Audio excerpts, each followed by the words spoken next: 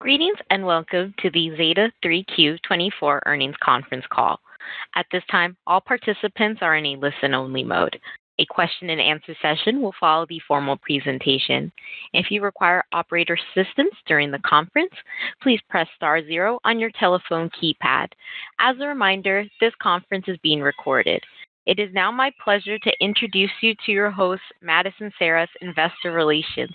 Thank you, Madison. You may begin. Thank you, operator. Hello, everyone, and thank you for joining us for Zeta's third quarter 2024 conference call. Today's presentation and earnings release are available on Zeta's Investor Relations website at investors.zetaglobal.com, where you will also find links to our SEC filings along with other information about Zeta. Joining me on the call today are David Steinberg, Zeta's co-founder, chairman, and chief executive officer, and Chris Greiner, Zeta's chief financial officer. Before we begin, I'd like to remind everyone that statements made on this call, as well as in the presentation and earnings release, contain forward-looking statements regarding our financial outlook, business plans and objectives, and other future events and developments, including statements about the market potential of our products, potential competition, revenues of our products, and our goals and strategies. These statements are subject to risks and uncertainties that may cause actual results to differ materially from those projected. These risks and uncertainties include those described in the company's earnings release and other filings with the SEC and speak only as of today's date. In addition, our discussion today will include references to certain supplemental non-GAAP financial measures, which should be considered in addition to and not as a substitute for our GAAP results. We use these non-GAAP measures in managing our business and believe they provide useful information for our investors. Reconciliations of the non-GAAP measures to the corresponding GAAP measures, where appropriate, can be found in the earnings presentation available on our website, as well as our earnings release and other filings with the SEC. With that, I will now turn the call over to David. Thank you, Madison. Good afternoon, everyone, and thank you for joining us today. The bets we made 7 years ago on artificial intelligence, the investment in a one-of-one marketing platform, and our commitment to our customers' success has resulted in record-setting third-quarter financial results above our previously raised guidance. In this quarter, we generated revenue of $268 million, up 42% year-over-year, with adjusted EBITDA of $54 million, up 59% year-over-year. This translated into an adjusted EBITDA margin of 20%, up 210 basis points year-over-year. Once again, we are raising our full year 2024 revenue outlook by $61 million to $986 million at the midpoint, representing 35% year-over-year growth. Not only did we break the rule of 60 for the first time as a company, but we were above the rule of 50, excluding political candidate revenue. In addition to our financial achievements, we also strengthened our foundation. In Q3, we raised over $900 million in capital, including the undrawn loan facility. We had record in-person attendance for our annual Zeta Live event. We announced our new intelligent mobile product and our next generation of generative AI, in addition to expanding our partnership with Snowflake and onboarding Yahoo as a major new customer. And on the heels of the third quarter, we announced and closed the acquisition of LiveIntent, with the integration already underway and synergy realization ahead of schedule. Our momentum can be directly linked to the acceleration of the AI revolution, where marketing is at the forefront. This is creating unprecedented opportunity for disruptive technology like the Zeta Marketing Platform, which is winning in the marketplace and winning big. Here is a snapshot of 3 transformative 7- and 8-figure deals we closed in the third quarter. First, for an iconic global retail brand, Zeta was awarded an 8-figure deal over 5 years, beating out a legacy marketing cloud to create a true 360-degree view of their customers, and to deliver better experiences at every touchpoint while lowering their total cost of ownership. This requires powerful AI agents across productivity, personalization, and predictability, which only Zeta can do. Second, Zeta expanded its footprint in sports and entertainment by securing another major professional sports league, one of the fastest growing properties globally, in a multi-year 7-figure deal. This organization had outgrown its previous vendor's capabilities and needed sharper identity resolution for a 360-degree customer view, deeper insights into purchase intent, and more sophisticated attribution. Among the enterprise-grade platforms they evaluated, only Zeta delivered all of this in a single platform and met their stringent time-to-value requirements. Third, Zeta showcased the strength of its One Zeta model by securing an all-in-one platform agreement with a leading e-commerce company. This agreement integrates acquisition, growth, and retention into a single platform powered by proprietary data and AI, reducing complexity, boosting productivity, and driving higher ROI, all core to Zeta's value proposition. Only Zeta can meet all of these needs in one platform. During the third quarter, Zeta deepened its relationship with its 5 agency holdco customers to bring multiple new brands, including a global automotive brand, into our direct channels. Platform engagement like these are representative of customers utilizing the full breadth of Zeta's data, AI, and direct channels for activation. In addition to key wins, Zeta is also building upon its existing assets through the acquisition of Live Intent, which expands publisher monetization, elevates Zeta's newly released mobile and retail solutions, and enhances Zeta's data cloud. Our increasing capabilities are being recognized by industry analysts in the marketplace.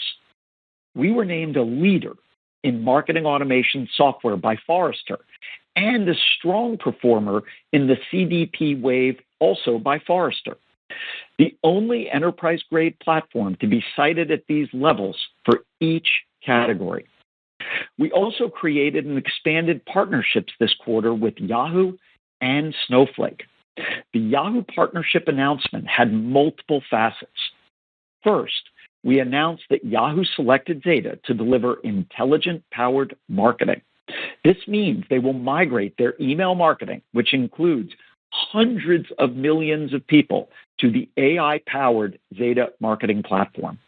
Second, the Zeta Marketing Platform will be integrated with the Yahoo Connect ID, which will allow Zeta to enhance the Yahoo DSP with Zeta's advanced audience targeting capabilities. As a result, the new integration will position both of our companies to expand market share, streamline benefits, and drive higher return on investment for joint clients.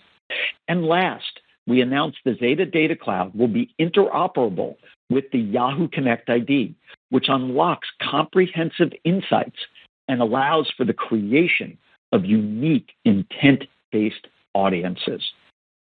The second announcement was our joint efforts with Snowflake. We unveiled a new solution, the Zeta Media Engine, powered by Snowflake. The Zeta Media Engine brings the power of the Zeta Marketing Platform to where Snowflake's customers' data resides, enabling marketers to enrich, expand, and activate their first-party data and deliver richer personalization across all paid media. This represents a significant milestone in our collaboration with Snowflake as we join efforts to bring an enhanced solution to marketers seeking to improve precision of their marketing programs without sacrificing scale. The momentum we've had in 2024 was a catalyst for our most successful annual Zeta Live conference yet, More than 1,100 visionaries, business leaders, and practitioners from more than 400 enterprises attended in person, doubling attendance year over year. Most notably on display were Zeta's launch of our AI-powered intelligent mobile solution and the expansion of the AI agent lineup. With Zeta's new intelligent mobile solution, marketers will be able to leverage AI to better activate and coordinate personalized cross-channel campaigns that deliver enhanced customer experiences and persistent identity across all touchpoints, resulting in better consumer interactions and better business outcomes. In addition, building on our earlier launch of intelligent agents this year, Zeta launched an expanded lineup of generative AI agents on the Zeta Marketing Platform, unleashing powerful, first-of-its-kind capabilities for marketers. While others are trying to roll out their first version of their AI agents, we are already on version 3. This game-changing event further bolstered our business momentum, as already evidenced by record pipeline demand and commitments from customers, a testament to Zeta's roadmap and strategic vision resonating. And we are succeeding in our evolution from Zeta Who to Why Zeta to ultimately must-have Zeta. In closing, I'm excited about what the Zeta team has achieved and the opportunities ahead of us, and our ability to execute in the marketplace so consistently. As always, I would like to sincerely thank our customers, our partners, Team Zeta, and all of our shareholders for the ongoing support of our vision. Now let me turn the call over to Chris to discuss our results in greater detail. Chris? Thank you, David, and good afternoon, everyone. The third quarter can be best summed up by the momentum that began in the first quarter and accelerated in the second quarter, continued into the third quarter, with even some notable improvements. Revenue growth accelerated to 42%, and excluding the benefit from political candidate, once again topped 30% year to year. We set another scaled customer ARPU record with 33% year-over-year growth. Direct revenue was up 41% year to year, reflecting agency adoption of direct channels. On the back of this positive mix shift, operating leverage flowed solidly to the bottom line, with adjusted EBITDA and free cash flow margins up 210 and 250 basis points respectively year to year. All told, it was our 13th consecutive beat and raise quarter. I'll focus today on 3 topics. I'll dive into the KPIs driving third quarter performance. I'll dig further into the agency opportunity by discussing how early we are in ramping with large and independent agencies and sharing examples of the positive direct mix shift we're starting to see. Finally, I'll close with our increased fourth quarter and full year guidance, comment on 2025 consensus estimates, and preview the duration of our next long-term model. Let's start with the drivers of the third quarter's results. Revenue of $268 million grew 42% year over year, or 31% excluding $21 million of political candidate revenue. On both dimensions, our results exceeded recently updated guidance of at least $255 million or $245 million excluding political candidate revenue. Strength was broad-based. On a year-to-date basis, net revenue retention is at the high end of our 110 to 115% model. We had another productive quarter of sales hiring. We're up to 155 quota carriers, a 20% increase from last year.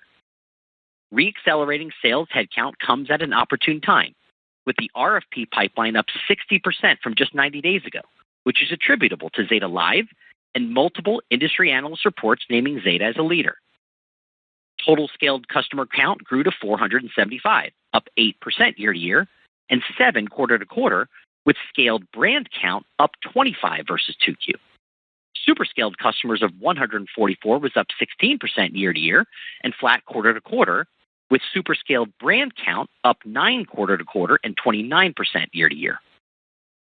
Scaled customer ARPU of $557,000 was a standout, growing 33% year to year, which compares to the previous high watermark of 22% growth achieved last quarter. The forces continuing to drive strong ARPU growth are channel adoption, use case expansion, scaling with agencies, and political candidate contribution.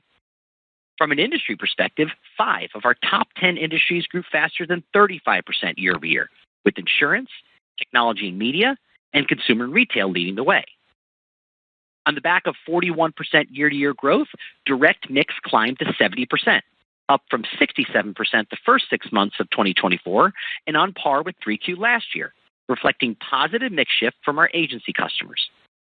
The improved mix resulted in lower GAAP cost of revenue quarter to quarter, coming in at 39.4%, or 60 basis points better than 2Q, and 50 basis points higher year to year. Strong leverage in operating expense resulted in our 15th straight quarter of expanding adjusted EBITDA margins year over year. We generated $53.6 million of adjusted EBITDA at a 20% margin, 210 basis points higher year over year, and $3.4 million better than the midpoint of our recently updated guidance of $50.2 million. Our third quarter GAAP net loss was $17.4 million, which includes $47 million of stock-based compensation. Excluding the accelerated expense recognition related to our IPO, stock-based compensation would have been $31 million. Finally, cash from operating activities was $34 million, up 51% year to year, with free cash flow of $26 million, up 93%. This translated to a free cash flow to adjusted EBITDA ratio of 48%. It's worth noting this includes a $10 million working capital headwind from our growth with agencies and the industry's longer payment cycles. Absent this, cash flow conversion would have been 67%, which is a good segue to the broader agency opportunity ahead of us. The same forces driving Zeta's growth with enterprises are propelling Zeta's growth with agencies, those being a shift to addressable marketing. And this is the importance of people-based marketing and the ROI our customers realize from working with Zeta. Second, the emergence of first-party data as an enterprise or brand asset. This is the rise of customer data platforms as foundational to personalization. Only through Zeta's Data Cloud and CDP can a brand see its existing customers and prospects in one platform. And third, the replacement cycle. Zeta is enabling CMOs and CTOs to achieve their strategy of modernizing their tech stack and eliminating features and numerous point solutions. This is creating significant opportunity for Zeta with large agency holdcos and a newer segment of independent agencies. I'll start with the 5 largest holdcos. Today, Zeta is working with just shy of 100 scaled brands compared to the thousands in their combined portfolios. And this only considers the volume of brands as an opportunity set. On the value or wallet share side of the equation, the total spend Zeta is capturing with the 5 large agency holdcos today barely registers, with the tens of billions each holdco deploys in digital media, the bulk of which is addressable by the Zeta Marketing Platform. Last year, we began prospecting a new segment of independent agencies, featuring one such customer at our Investor Day in September.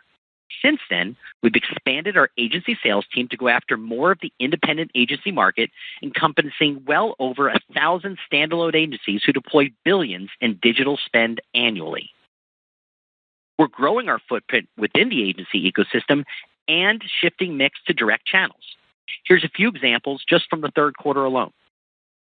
In first quarter, a large agency holdco awarded Zeta one of the largest automotive service centers with 2,000 locations nationwide. The engagement began with one integrated channel and scaled quickly to over 500,000 by 2Q. In the third quarter, we upsold 2 additional direct channels, increasing direct mix from 0 to 30%, while growing revenue by 6x to a super scaled brand in just 9 months. In a second example, an agency awarded Zeta one of the most recognizable office supply retailers in the U.S. This brand started omnichannel and has maintained a 70-30 direct versus integrated mix, while growing spend with Zeta more than 3 times in 6 months, also recently becoming a super scaled brand. And lastly, Zeta was awarded a national pizza chain in the middle of 2023. For the first 12 months on the ZMP, this brand focused on social as their primary channel. During the third quarter, we added a direct channel, which increased revenues by 3x and increased direct mix to almost 50%. The punchlines are straightforward. First, The same structural forces driving demand from enterprises are also influencing agencies to expand with Zeta. Second, we're very, very early in penetrating this opportunity, both in terms of brand count and wallet share. And third, we have a repeatable and scalable model to land new brands and expand with higher ROI direct channels. I'll wrap up with guidance, covering details for the remainder of 2024, while also touching upon 2025 and our next long-term model. Starting with 2024, we're raising 4Q and full-year revenue, adjusted EBITDA, and free cash flow guidance. Details can be found on slide 16 in our earnings supplemental. For the full year 2024, we're increasing the midpoint of our revenue guidance issued on July 31st by $61 million to $986 million, representing 35% growth year over year.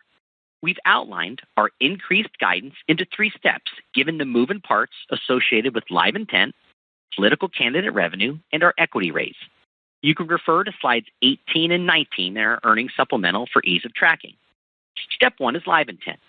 $14 million of the $61 million raise is related to approximately 2 months of fourth quarter stub period revenue. Step 2 is political. $26 million of the $61 million raise is related to higher political candidate revenue. Our prior full-year guidance of $15 million included $1.5 million in 2Q, $5 million in 3Q, and $8 million in 4Q. Our updated full-year guidance now has a total of $41 million, with $1.5 million in 2Q, $21 million in 3Q, and $18 million in 4Q. Step 3 is the rest of Zeta. The remaining $21 million of the $61 million raise is related to flowing through Zeta's third quarter overachievement of $13 million versus our original guidance of $239 million, plus our $8 million raise to fourth quarter guidance. You recall we were not able to flow through our increased third quarter revenue guidance through to the full year during our equity raise in September. From a full year growth rate perspective, excluding the contribution from live intent and removing the benefit from political candidate spending, we expect revenue to be up 28%, better than our prior full year guide of 25%. The increase in fourth quarter revenue guidance of $32 million to $295 million at the midpoint is driven by $14 million from live intent, $10 million in additional political candidate revenue, and $8 million from the rest of Zeta. Fourth quarter year-over-year revenue growth, excluding live intent and removing the benefit from political candidate revenue, is expected to be 25%.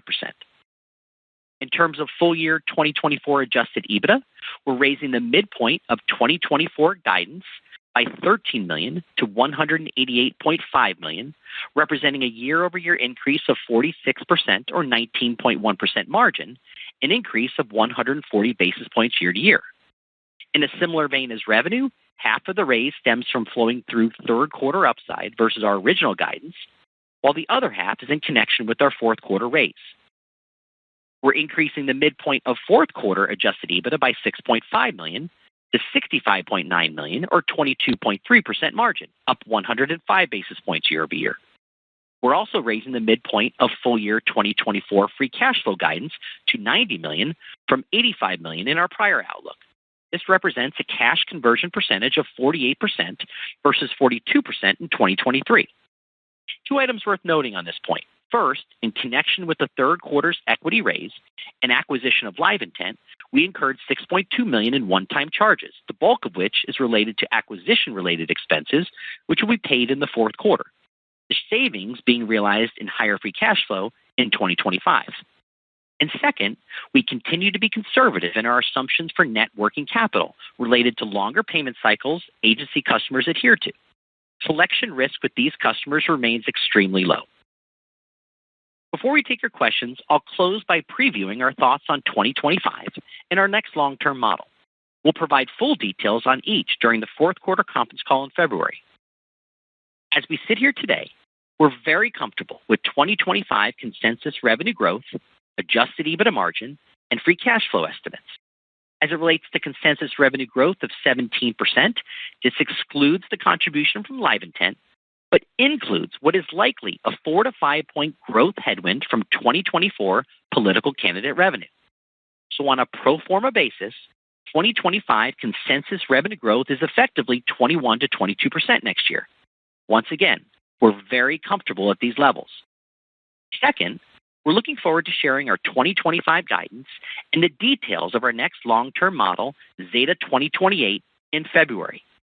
Along those lines, we plan to outline new growth opportunities in verticals, new products, new partnerships, and new geographies, in addition to conveying drivers of continued operating leverage. Now let me hand the call back over to the operator for David and me to take your questions. Operator? Thank you. We will now be conducting a question and answer session. If you would like to ask a question, please press star 1 on your telephone keypad. A confirmation tone will indicate your line is in the question queue. You may press star 2 if you would like to remove your question from the queue. For participants using speaker equipment, it may be necessary to pick up your handset before pressing the star keys. One moment, please, while we poll for questions.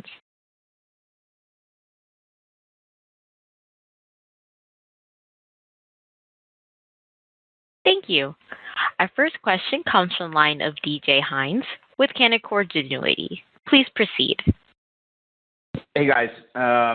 Thanks for all the color on the guidance. I appreciate you breaking all that stuff out, and obviously the agency color as well. Super helpful.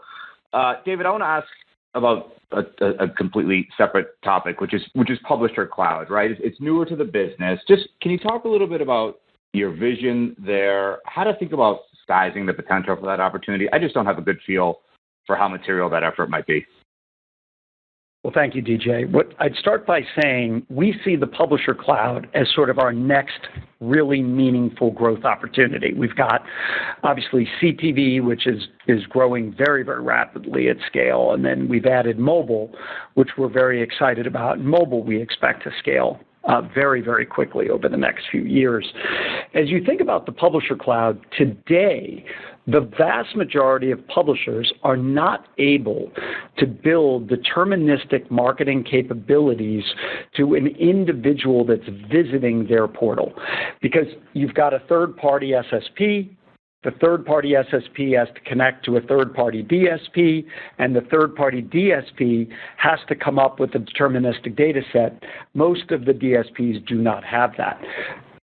Our vision is to put everything into one set.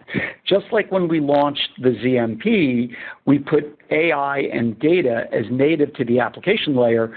It eliminated latency and allowed us to disintermediate and continue to grow against legacy tech clouds. We believe by putting our SSP fully integrated into the DSP, fully integrated into the data cloud, fully integrated into the publisher, will allow us to massively drive up the yield of marketing dollars to the publisher that will flow to them through the publisher cloud, which will allow us to take a sizable exhaust rate off the top. So I think it's a big opportunity on platform with high gross margin that will scale quickly in the years to come. Yeah, super helpful color. Chris, maybe a follow-up for you. Can you just help us think about scaled customer ARPU growth if we were to exclude the political candidate revenue, if we were excluding the agency customers, or maybe looking at them at like a brand level? I mean, obviously the agencies skew that metric a bit, which is a good problem to have, but just trying to think about kind of underlying trends in customer spend on a cleaner basis, if that makes sense. It does make sense, DJ. Thanks for the question. If you take the 33% ARPU growth and you were to exclude political candidate revenue contribution, the growth rate would still have been higher than the growth rate we saw in the second quarter, which was 22% ARPU growth in total. So if you take a growth rate that's in the mid-20s ex political candidate revenue contribution, and you then break that down between channel adoption, use case adoption, and agency customer mix, it's actually very similar to what we saw in the second quarter, where about a third of the growth is attributable to each one of those drivers. So over 30% of our total scaled customers are now still using over 3 or more channels. Use case growth was again consistent across the acquire, grow, and retain level. And as we mentioned and highlighted, brand adoption within the agencies continue to scale rapidly, even at that super scaled level. So brands that meet that greater than $1 million plus threshold, that was up 29% year over year. Yeah. Okay. Got it. That's helpful. Thank you, guys. Congrats. Thanks, DJ. Thank you. Thank you. Our next question comes from the line of Arjun Bhatia with William Blair. Please proceed. Perfect. Thank you, guys, and congrats on a very strong quarter here. Maybe if I can start with the agencies again. It sounded like the mix shift in terms of the channels the agencies are using is starting to move a little bit more towards direct, which certainly is a big benefit. Can you just talk a little bit about which channels on the digital side that you're seeing early adoption from, and where kind of we are in that overall journey of agencies moving more and more of their spend onto the Zeta platform? And then for Chris, maybe you can talk a little bit about where we should think about gross margins going just from that impact.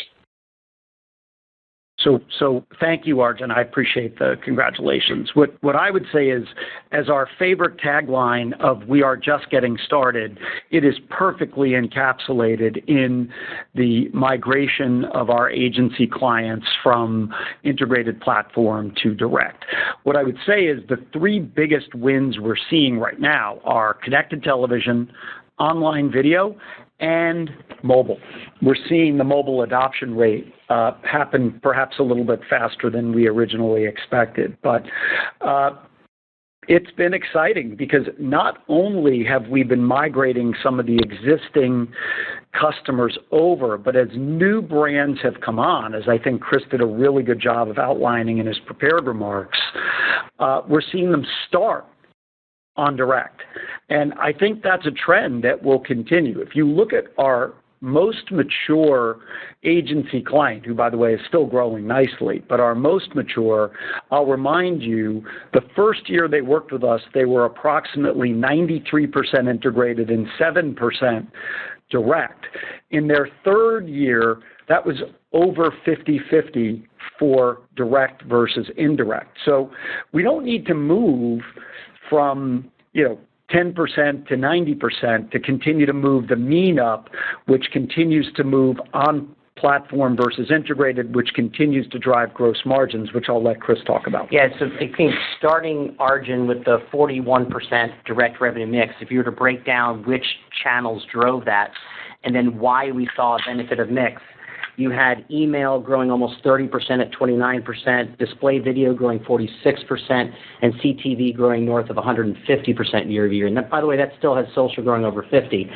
So when you have that type of positive mix shift, like we saw quarter over quarter, we effectively moved the gross, the implied gross margin of the business up around 100 bips. As I think about what it could look like going forward, obviously direct mix shift, as David mentioned, is now beginning to happen more consistently across our enterprise brands, which should begin to, chip away. It's not going to be moving 200 to 300 basis points at a time, quarter to quarter, but we should be able to continue to, in a very moderated way, move the cost of revenues of the company down or the gross margins up. Wonderful. That's great to hear. Thank you for that. And Chris, if I can follow up on one for you. I saw the guidance for political contribution in Q4 had implied that it might be down from where Q3 shook out. Can you just maybe give a little color on what we should expect in political in the fourth quarter? And, is that conservatism, or is there kind of anything else that we should be aware of given how the last few election cycles have played out for political revenue? Thank you. Yep, thanks, Arjun. Look, I think it's nothing really more than you've got 3 full months of political candidate revenue contribution across the duration of the third quarter and effectively 1 month and a week in the fourth quarter. I do think that there's upside to the 18. I don't think it's going to be as significant as what we saw when we updated the third quarter, but I do think we've left some room as there's still some political and advocacy spending trickling in. All right. Understood. Thank you. Congrats again, guys. Thank you. Excuse me. Thank you. Our next question comes from the line of Richard Baldry with Roth. Please proceed. Thanks. Can you talk about any early feedback you've gotten sort of from the open market post the Live Intent acquisition? And then maybe with that as a backdrop, your cash stepped up, significantly even once you pay the cash component of Live Intent. So how's your appetite, looking forward for acquisitions, or how does that play into your history of doing sort of buybacks on an ongoing basis? Thanks. Well, so let me start with your first question first, Rich. We are seeing a faster than expected synergy recognition between the two organizations. Now, a lot of that was Steve Gerber and his team really had been working on what we call quick wins, and we're seeing a number of them really flow through. And quite frankly, we're also seeing, in addition to cost savings, we have executed already a number of cross-selling relationships between the organizations. So we're very excited about that, and we should have it fully integrated by the end of this month into the data cloud from a signal recognition perspective. So really puts a belt and suspenders on the data cloud by adding all of those signals and all of that data. What was the second question? Acquisition. We were even surprised. We were generating meaningful free cash flow as a company. Yes, we will be up even after paying the cash portion of Live Intent, and we will continue to look for very opportunistic acquisitions with great teams, great technology, great data, where we believe that we can implement our four main pillars of M&A.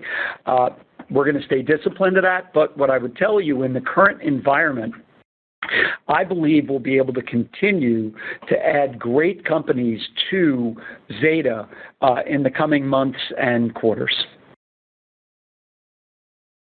Thanks. Congrats on a great quarter. Thanks. Thank you, Rich. Thank you. Our next question comes from the line of Ryan McDonald with Needham. Please proceed. Hi, thanks for taking my questions and congrats on a great quarter. Maybe to start on the independent agency channel opportunity that you talked about, obviously going after about 1,000 of these opportunities and have expanded the sales force. Can you just talk about, one, have you won any of these independent agencies thus far? And if so, what do the size potentially or revenue mix of those customers look like when you initially land them? And then just anything you could comment on sort of sales cycles of these types of opportunities relative to, say, the direct business or, maybe the top 5 agency holdcos. Thanks. So thank you, Ryan. Let me start by saying we have a number of executed contracts in the independent agency space and have more than one customer generating meaningful revenue.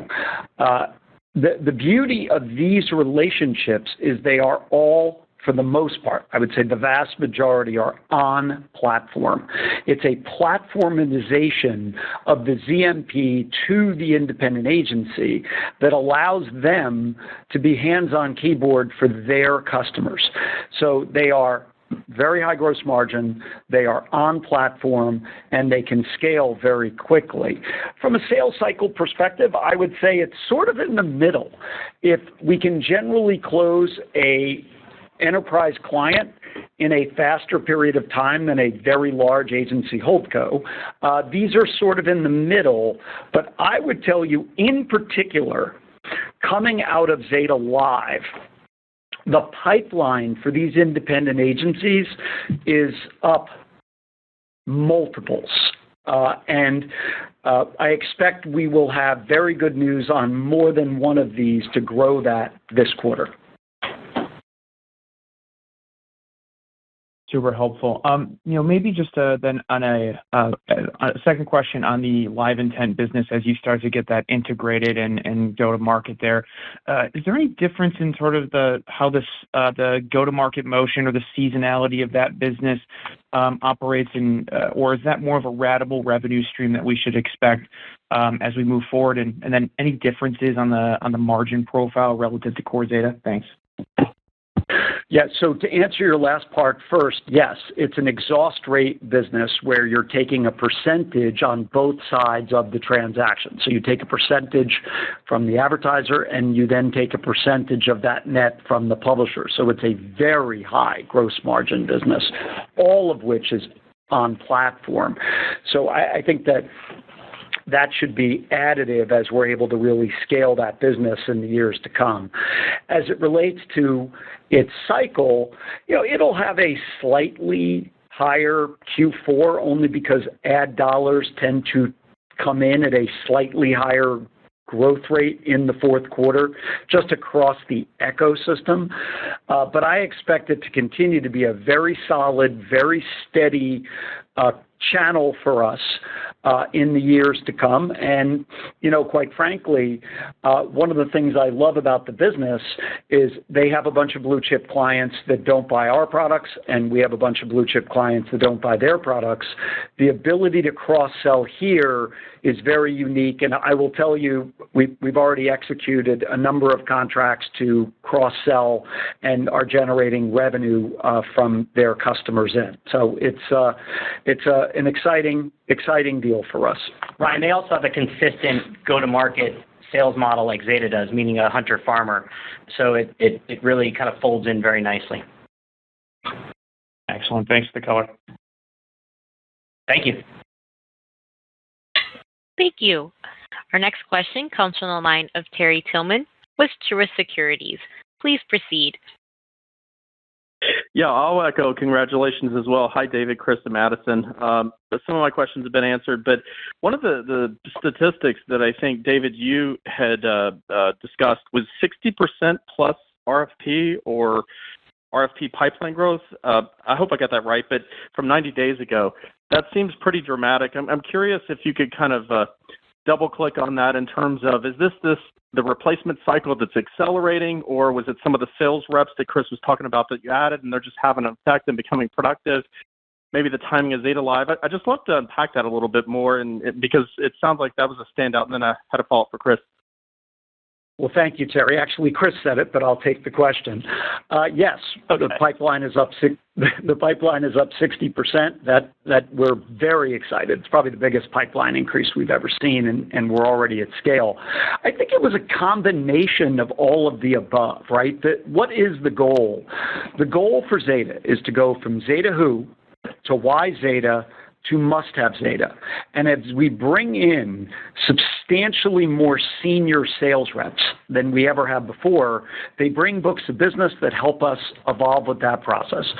Zeta Live was a 100% grand slam this year. Even I was happy with our performance, and I joke I generally tend to be our biggest critic. And that was a massive growth to pipeline. As we publicly disclosed, over 400 enterprises came and were represented at Zeta Live this year. That was a big part of it. In fact, we've already executed a multiple of the cost of Zeta Live in contracts from a lifetime value perspective. So really excited about that. And of course, we're continuing to evolve the brand with Forrester and IDC and others rating us a leader or one of the leaders in categories across the board. That drives incremental pipeline. That's great to hear. And I guess, sorry for my confusion earlier. I guess it's been a long earnings season. I was just making a joke. Yeah. Well, on the sales reps, one of the questions I think people are going to ask you all, it seems like you're at an inflection point here. What about maybe stepping on the gas more and hiring? And I know you're looking for the best of the best, but I think Chris had said about 150 or 155 reps, and up 20 or up 25%. I'm just curious how you're thinking about, as you go into the new year, kind of steady growth, potentially, if you can find it, pick up the pace of growth.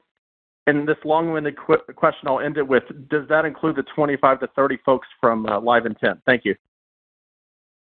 Hey, Terry. No, it does not. That's still core Zeta. We'll add probably around 25 to 30 live intent reps when we reproduce the results next quarter when we blend the two businesses together.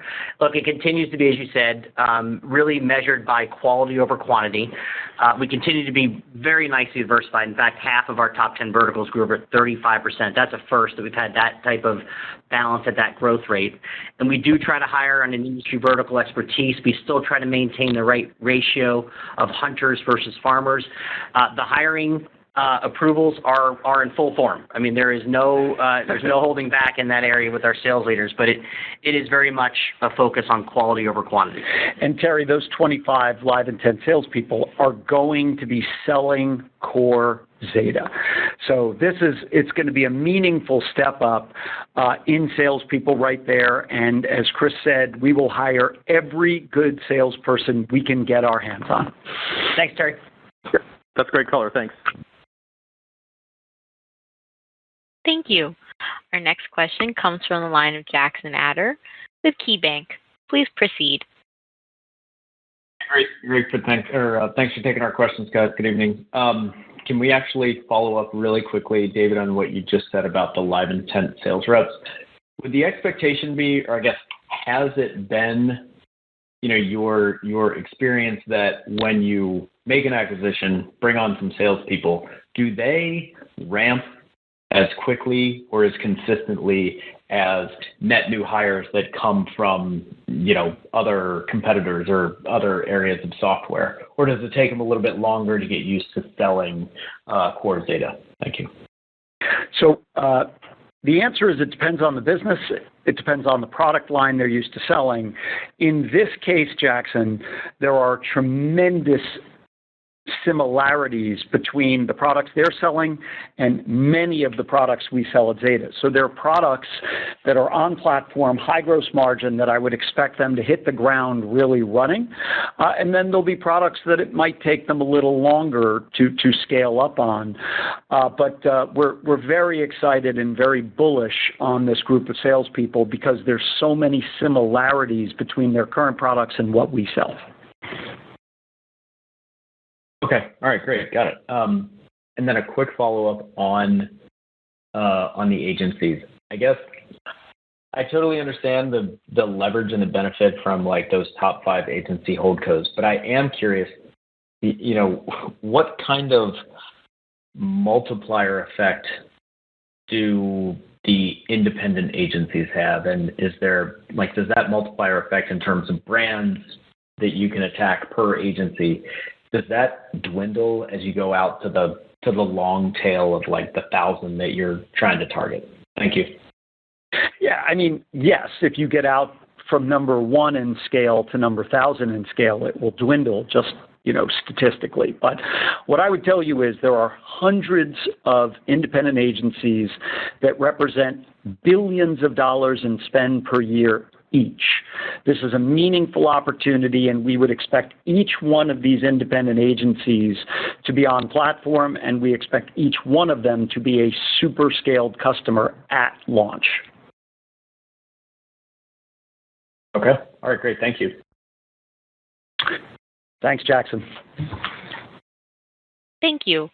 Our next question comes from the line of Matt Swanson with RBC. Please proceed. All right. Thank you guys for taking my question, and I'll add my congratulations on the quarter.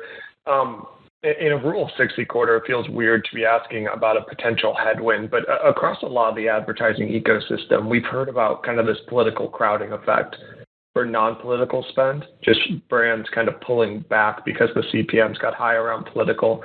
Do you think there was any headwinds, I guess, to any of the holdcos or your non-political spend from the ramp up of political? If there is, we are not seeing it, Matt. All right. Thank you. And then second was just on the data cloud and really kind of that 360 view of the customer that you talked about, specifically with live intent.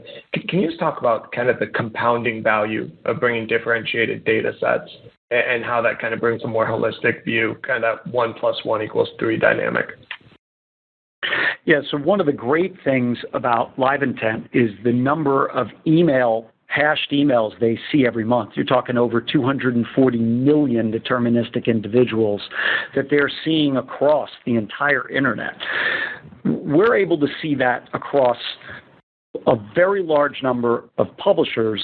They're able to see it across the 2,000 top and most premium publishers in the country. So by adding those incremental data sets, it's going to be a very, very additive signal to the data cloud. What I would also say is I do expect us to increase the number of individuals we see in the data cloud from, call it around 240 million to as many as 245 million. Might not sound like a humongous jump, but it is when you look at the additional signals and the additional people who are added into the data cloud. As I earlier said too, it also puts a belt and suspenders on the data cloud. It's another massive importation of opted-in first-party data in addition to the other data sets we're already ingesting. In some cases, it's duplicative, but it's nice to know you have a belt and suspenders on that. Thank you. Thanks, Matt. Thank you. Our next question comes from the line of Jason Kreyer with Craig-Hallum. Please proceed. Great. Thank you, guys. And congrats again. I'll echo, great quarter. Just the success you saw in political this season, wondering if you think you can translate that into other verticals or maybe like the broader advocacy spend over time. There's always a halo effect, Jason. First of all, thank you. You interact with these campaigns. When campaigns win, those individuals go into government and they join other PACs and they join other ecosystems. And when those campaigns we work with lose, they go to other enterprises and agencies where we can work with them. So there is a nice halo effect that comes out of that component of the business.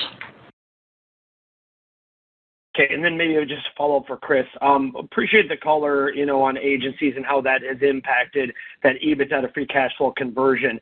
Do you think we're do you think that's troughed by now? Do you think we're through, kind of the majority of the headwind there? Because it sounds like you've penetrated the big 5 agencies reasonably well, and as you go after that mid-market or independent agencies, probably less of that free cash flow conversion or less of that gets trapped in that conversion there. Jason, it was a 20-point headwind annualized all of last year, and that translated to like a $25 million deficit between working capital, so cash taken in versus cash paid out. It was about the same percentage point headwind in the third quarter, right? We reported 48% conversion from EBITDA, but it would have been 67 if not for a $10 million working capital headwind. The growth with the 5 large agencies, as we said in the script, is still in its very, very early days. And then when you add on top of it the new opportunity we see with an even bigger by count independent agency marketplace, I still expect us to have those headwinds, again, based purely on our growth rates and the industry's payment cycles. These are, we have no bad debt with any of these accounts, not even on the fringe of having to explore such a scenario. So it's just pure timing of when we get paid. All right, got it. Thank you. Thank you. Our next question comes from the line of Elizabeth Porter with Morgan Stanley. Please proceed. Great. Thank you so much. I first wanted to ask about the mobile product where you highlighted some faster than expected traction.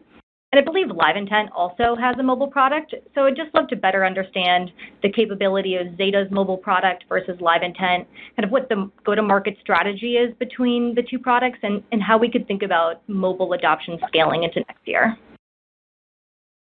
Thank you, Elizabeth.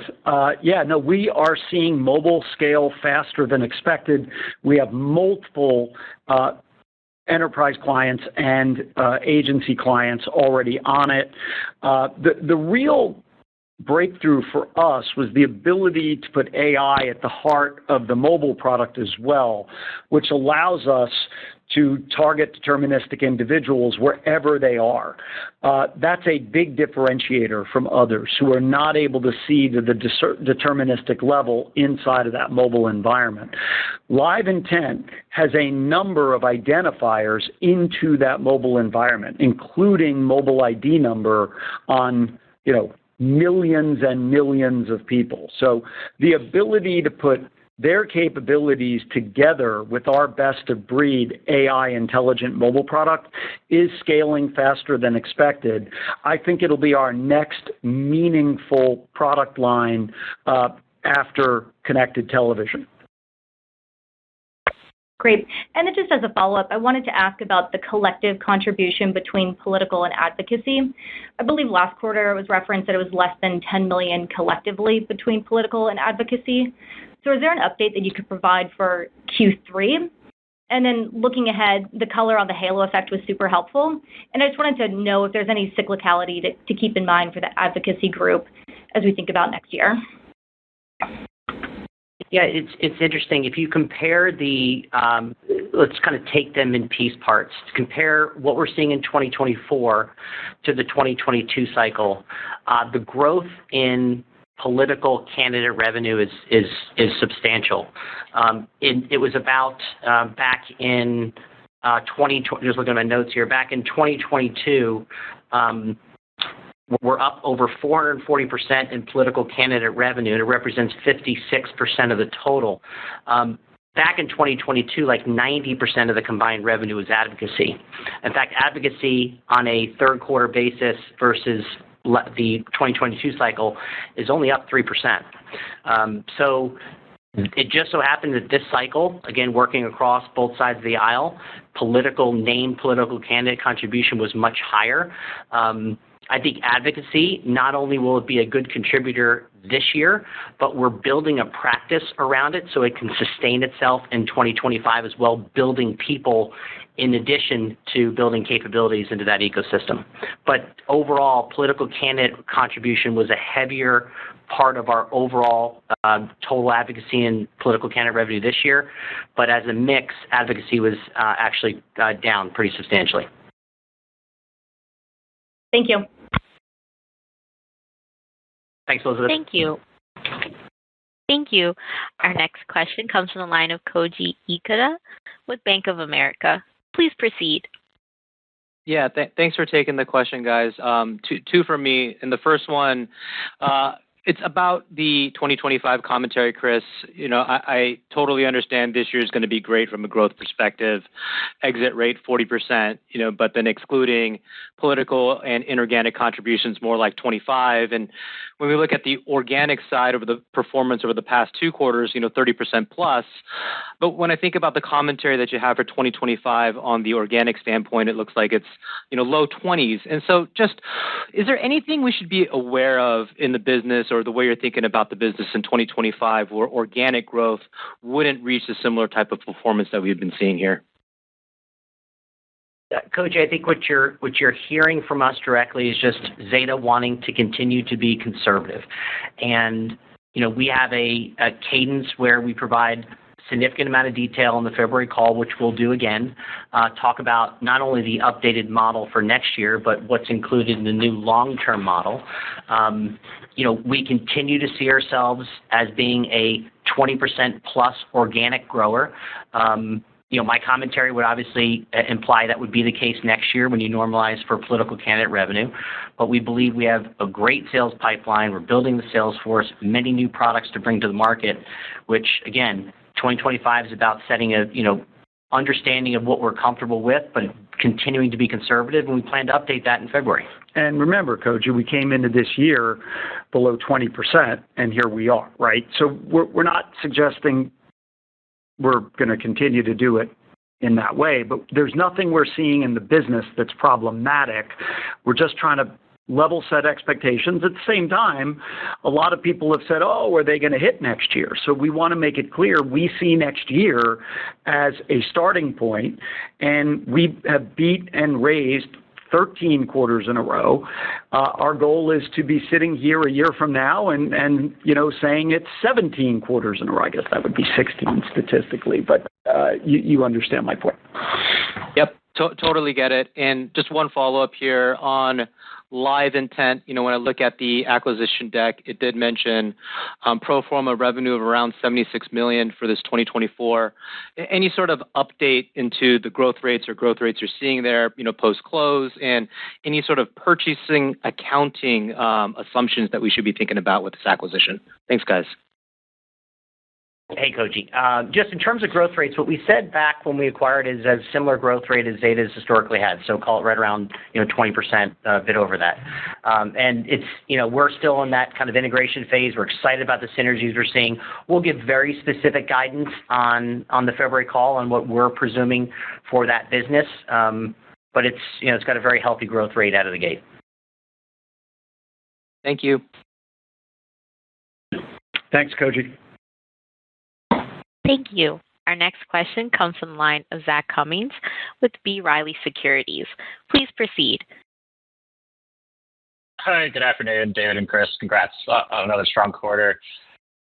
David, I just wanted to ask about your expanded lineup of Gen AI agents that you rolled out at Zeta Live. I mean, can you give us a sense of the interest you've been seeing from both agencies and enterprise clients, and any sort of update on adoption trends as you think about expanding out that lineup?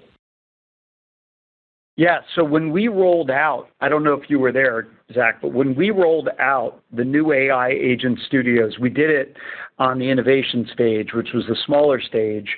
It was opposite, like a rock star panel on the main stage, and the innovation stage was standing room only. We couldn't get people to go back to the main stage from the innovation stage because people were so excited about the rollout of the AI agents. So what I would tell you is the adoption rate of our AI agents is bigger than anything I've seen us do as a company yet. Clients are in the studio. They are building their own agents. They are using the collective agents that are available there. I think it's one of the reasons you heard Chris say that we are now at the top of our 110 to 115 net retention rate as a company, and could conceivably continue to go higher. We're seeing clients use these agents at an unparalleled pace, both agencies and enterprises. Understood. And my one follow-up is really around partnership channel. Great to see expanded relationships with Snowflake, also a new relationship with Yahoo. But any update you can give us on the system integrator channel? I know you had plans of building out a practice on that side, so just curious of how you're thinking about that as a lever for growth moving forward. Yeah, I mean, interestingly enough, we've already got 2 up and running. So we're just trying to make sure that we really crack the code before we start really talking about it again. It was always meant to be a growth channel, and we've been pretty clear it's not even in the numbers for 2025. But at the same time, it's working. So it's interesting to see the adoption rate. It's something that it's a very long sales cycle to get these guys up. So we're happy to have 2. Our goal is to, get 2 or 3 more in the coming quarters, and that's when I think it'll become a meaningful driver to the business. Understood. Well, thanks for taking my questions, and best of luck with the rest of the quarter. Thanks, Zach. Thank you. Our next question comes from the line of Clark Wright with D.A. Davidson. Please proceed. Awesome. Thank you. Can you talk about the Live Intent deal and how this will impact some of the KPIs, like the scaled customer account? And then additionally, do you believe that the 17 times uplift in ARPU from scaled customers to super scaled can be applied to the customers who started with Live Intent and adopted other Zeta offerings? Hey, Clark, we'll give the Live Intent figures. Obviously, having acquired it post the end of third quarter, we'll do all the inclusion of their metrics at the end of this year, so in the February call. But broadly speaking, from an ARPU perspective, their combined ARPU as a company is closer to what ours is for the 100K to $1 million category. Their $1 million+ customers are closer to like $1.5 million compared to ours. It's almost $5 million. So we've got some early reads into it, but we'll give the rest of the details in February. But it will obviously result in a substantial number of incremental scaled customers. Yeah, and I do want to point out, Clark, I think this is important to note. We did close that deal in Q4, so none of that deal, none of the KPIs, none of the revenue is in the numbers we just reported for Q3. Got it. Thank you. All my other questions have been answered. Thanks, Clark. We'll talk to you later. Clark. Thank you. Our next question comes from the line of Brian Schwartz with Oppenheimer. Please proceed. Yeah, hi. Thanks for taking my question. I'll just ask one for the sake of time. David, I wanted to ask you where the spending is coming for these new your new Agent Studio product that you released. I know you talked to a lot of C-level executives. So as we think about the spending for these type of products and these agent products next year, is it coming out of IT budgets, or are customers, building a second budget for these AI products? And then, talk to us how you can make sure that you can continue to gain share in that one. What is that dynamic? What are you seeing in terms of conversation in regards to the budgeting process for these new agent products? Thanks. Thank you, Brian. So what I would say is, like any new product, you're seeing it come out of multiple buckets, right? It's coming out of the IT budget. It's coming out of the software budget. In some of it, it's coming out of the marketing budget. But truthfully, I do believe going into next year, enterprises we're talking to, because yes, we talk to a lot of CEOs, are setting up standalone AI budgets around innovation. And we believe with our proprietary data, because as we've said multiple times, AI is only as good as the data you feed into it. So when you put the CDP in place, you take their data, all of our data, that's where the magic happens. You've got all of their first-party proprietary data, all of our first-party proprietary data, and you begin to look at how the algorithms get smarter and smarter.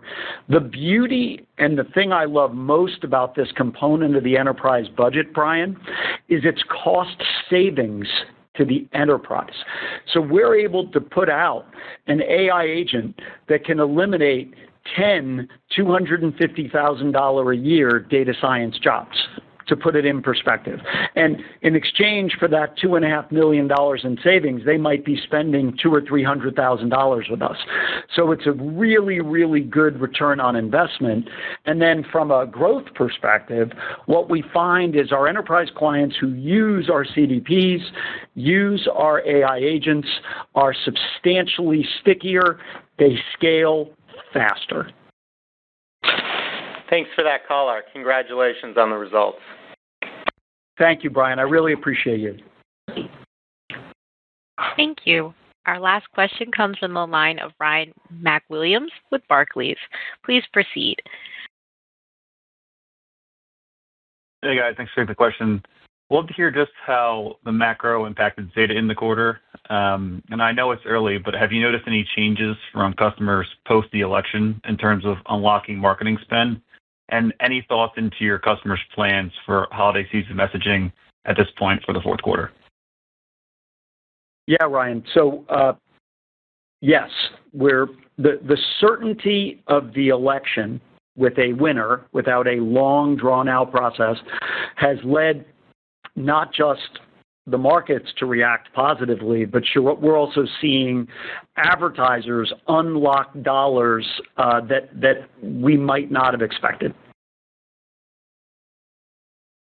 That's appreciate that. And anything on the holiday season at this point? We put out our guidance. We obviously feel good about it. We raised the year's guidance by $61 million, which is, quite a bit against our current budget. Listen, our goal is to be sitting with you in February talking about 2025 guidance, talking about our new 2028 long-term plan and announcing our 14th consecutive quarter of beating and raising guidance. So right now we're feeling very, very good about the business. We're firing on 10 of 12 cylinders, and we really feel like the engine is doing well, and we're very bullish on Q4. Appreciate that. And just on the guidance for next year, have the top 5 agency wholesale customers talked about their plans for Zeta next year? And would you expect your agency business to be a stronger contributor to your revenue growth next year compared to this year? I don't know about the last part. I think we'll have to see about that. The agencies have scaled very nicely, and we're very pleased, as I'm sure you heard in our prepared remarks, at how fast some of our new agency clients are migrating to direct, which showed a step up in our direct versus integrated platform revenue. I think that's a trend that will continue as we move forward. What I would say is our largest agency client just renewed for another 2-3 years. We're seeing very bullish signs out of them, and we're working on the plan for next year. But there are minimum agreements already in most of our plans, and as I said, we're feeling very solid at having next year be, I forget if it's our 5th or 6th year in a row, thank you, Chris, of 20+% growth. Organic. Thank you, Ryan. Thanks, guys. Yep. Thank you. There are no further questions at this time. I would like to pass the call back over to David for closing comments. Thank you, operator. I will end on, I have never been more proud or more excited to be running this business. We are executing exceptionally well. We're working in lockstep with our clients and our strategic partners, and I think that has been evidenced by the organic growth in this business that we expect to continue for many years to come. So thank you for attending the call, and we look forward to interacting with many of you again soon. Bye. This concludes today's teleconference. You may disconnect your lines at this time. Thank you for your participation.